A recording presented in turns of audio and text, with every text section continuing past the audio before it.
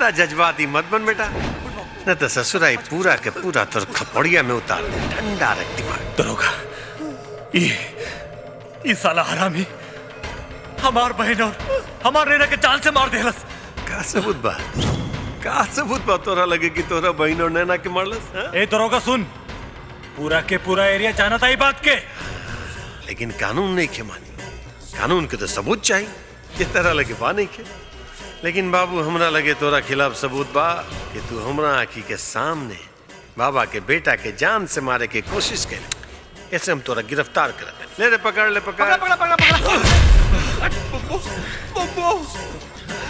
हाँ बेटा, अच्छा अरे साले, साले रे कुछ लो। दरोगा साहब, एक ले जा साले के थाने में ले जाके घंटा कूद साले के, ईटा से कूदे साले के। रुद्रा, रुद्रा का नाम सुन के काल भी हमारा दरवाजा से वापस चल जाला। और ते साले हमारा बेटा के मारे का हिम्मत कैले। हम तोरा बेटा के मारनी तो तू जान लेवे खातिर तैयार हो ले, और जौन तोरा बेटा हमार बहन और हमरा नैना के जान से मार देलस, तो हम तोरा बेटा के का करी? क्या करी हम तोरा बेटा के?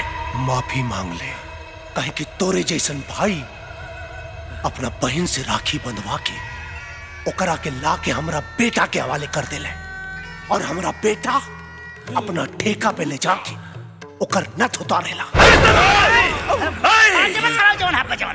तोर माई लागत आता काट का पानी पी के तोरा के पैदा के ले बाड़ी, वैसे तू और तोर बेटा हरामी के हरामी नहीं पैदा भेल बाड़े। कब महाराज रुका, ठंडा रहा भाई। ऐसा आसान मत देवे के एकरा।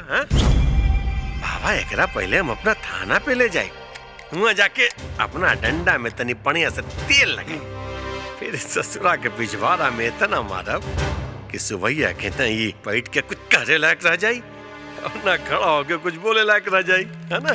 ले चल एकरा, ले जाओ। साले हम तोरा बेटा के ना छोड़े।